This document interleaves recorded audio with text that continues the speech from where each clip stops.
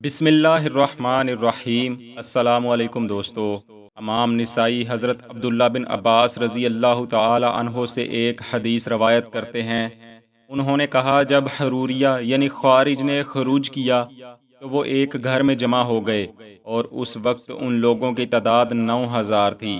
آپ فرماتے ہیں، میں حضرت علی رضی اللہ تعالی عنہ سے عرض کیا، اے امیر المومنین، نماز کو ٹھنڈا کر کے ادا کیجیے، یعنی ان لوگوں کی وجہ سے جلال میں نہ آئیں، شاید میں ان لوگوں سے بات کر سکوں۔ حضرت علی رضی اللہ تعالی عنہ نے فرمایا، میں تمہارے بارے میں ان سے ڈرتا ہوں۔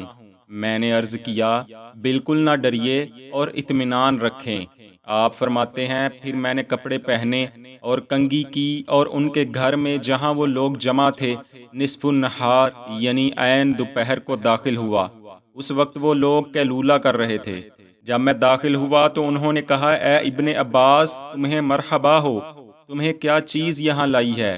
حضرت عبداللہ بن عباس رضی اللہ تعالی عنہ کہتے ہیں، میں نے کہا، میں نبی اکرم صلی اللہ علیہ وسلم کے مہاجرین و انصار صحابہ اور نبی اکرم صلی اللہ علیہ وسلم کے چچا زاد اور ان کے داماد کی طرف سے آیا ہوں۔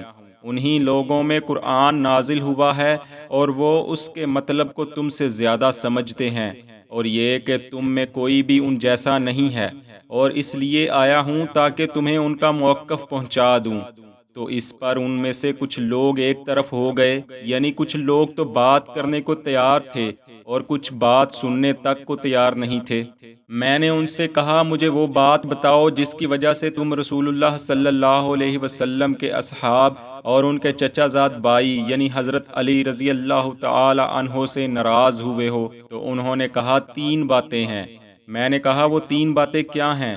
انہوں نے کہا، پہلی بات تو یہ ہے کہ اس یعنی حضرت علی رضی اللہ تعالی عنہ نے اللہ کے معاملے میں آدمیوں کو حکم بنایا، جبکہ اللہ تعالیٰ نے فرمایا ہے کہ فیصلہ تو اللہ ہی کا ہوگا، آدمیوں کو فیصلہ کرنے سے کیا کام؟ میں نے کہا، چلو یہ ایک بات ہوئی۔ انہوں نے کہا، دوسری بات یہ ہے کہ اس یعنی حضرت علی رضی اللہ تعالی عنہ نے قتال کیا اور نہ تو کسی کو قیدی بنایا اور نہ ہی مال غنیمت حاصل کیا۔ اگر وہ لوگ کافر تھے تو ان کے قیدی حلال ہوئے، اور اگر وہ مومن تھے تو نہ تو انہیں قید کرنا حلال تھا اور نہ ہی قتال جائز تھا۔ میں نے کہا، یہ 2 باتیں ہوئیں، تیسری بات کیا ہے؟ تو انہوں نے کہا کہ انہوں نے اپنے بارے میں لکھے ہوئے اس کلمہ کو مٹا دیا کہ یہ امیر المؤمنین کی طرف سے ہے۔ تو جب وہ امیر المؤمنین نہ ہوئے تو یقیناً امیر الکافرین ہوئے۔ میں نے کہا، ان باتوں کے علاوہ بھی کوئی اشکال تمہارے پاس ہے؟ انہوں نے کہا، ہمیں یہی ہیں، انہیں قتل کرنے کو۔ میں نے کہا، تمہارا کیا خیال ہے اگر میں تمہارے سامنے اللہ جل جلالہ کی کتاب میں سے پڑھوں یا اللہ کے نبی کی سنت میں سے کچھ نقل کروں جو تمہارے قول کو رد کر دے، تو کیا تم رجوع کر لو گے؟ تو وہ سب بولے، ہاں، ہم رجوع کر لیں گے۔ تو میں نے کہا، پہلی بات تم نے یہ کہی کہ حضرت علی رضی اللہ تعالی عنہ نے اللہ کے معاملے میں لوگوں کو حکم بنایا ہے۔ میں تمہارے سامنے اللہ کی کتاب پڑھتا ہوں کہ اللہ نے 1/4 درہم کی قیمت کی چیز میں حکم آدمیوں کو بنایا ہے۔ چنانچہ اللہ تعالیٰ نے یہ حکم دیا ہے کہ فیصلہ آدمی کریں۔ کیا تم نے اللہ تبارک و تعالیٰ کا یہ قول دیکھا ہے، اے ایمان والو، حالت احرام میں شکار کو قتل نہ کرو، اور تم میں سے جو شخص جان بوجھ کر اسے قتل کرے تو جیسا جانور اس نے قتل کیا ہے اس کی مثل ادا کرنا اس کا کفارہ ہے، جس کے مثل ہونے کا فیصلہ تم میں سے 2 آدمی کریں گے۔ تو اللہ کا حکم ہی یہ ہے، اسے آدمیوں کے پاس لے جایا جائے اور وہ اس کا اندازہ لگا کر فیصلہ کریں، اور اگر اللہ چاہتا تو اس کا فیصلہ خود کر دیتا۔ تو پتہ چلا کہ آدمیوں کو حکم بنانا جائز ہے۔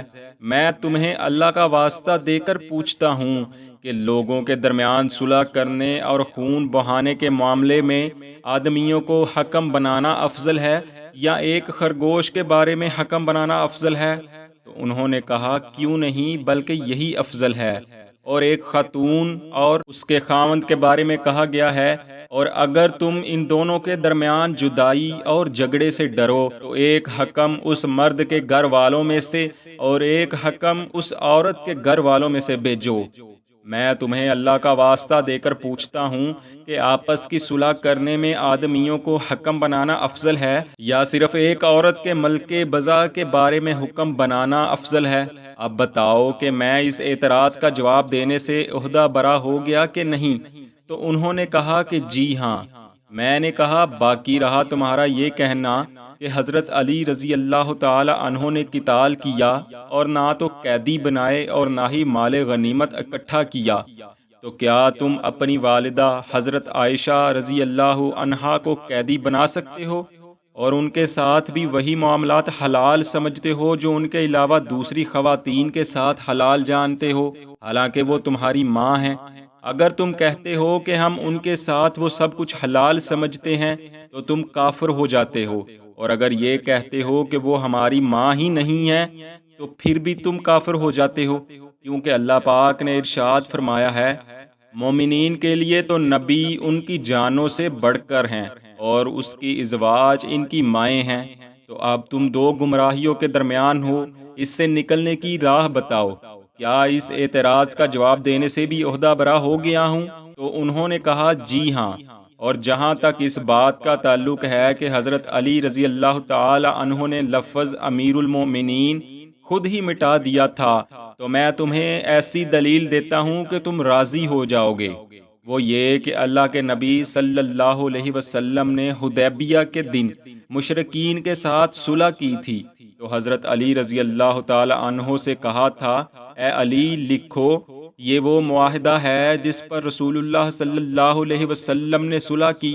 تو مشرکین نے کہا کہ اگر ہم آپ کو اللہ کا رسول سمجھتے تو آپ کے ساتھ قتال ہی نہ کرتے۔ تو رسول اللہ صلی اللہ علیہ وسلم نے ارشاد فرمایا، اے علی اسے مٹا دو، اے اللہ تو جانتا ہے کہ میں اللہ کا رسول ہوں، اے علی اسے مٹا دو اور یوں لکھو، یہ وہ معاہدہ ہے جس کے مطابق محمد صلی اللہ علیہ وسلم بن عبداللہ نے صلح کی۔ اللہ کی قسم رسول اللہ صلی اللہ علیہ وسلم یقیناً علی سے بہتر تھے، اور انہوں نے خود اپنی ذات کے بارے میں ایک لفظ مٹا دیا، اور آپ صلی اللہ علیہ وسلم کے اس مٹانے سے آپ صلی اللہ علیہ وسلم کو نبوت سے تو نہیں مٹا دیا۔ اب بتاؤ کیا میں اس اعتراض کا جواب بھی دے چکا؟ تو انہوں نے کہا جی ہاں۔ چنانچہ ان میں سے 2000 آدمیوں نے رجوع کر لیا اور حضرت عبداللہ بن عباس رضی اللہ عنہ کی باتوں کی تائید کی۔ بقیہ سارے لوگوں نے خروج کیا اور وہ اپنی گمراہی پر ہی قتل کیے گئے، اور انہیں مہاجرین و انصار نے قتل کیا۔ اللہ کریم ہمیں خلفائے راشدین سمیت تمام صحابہ کرام کی عزت و تکریم کرنے کی توفیق عطا فرمائے، آمین۔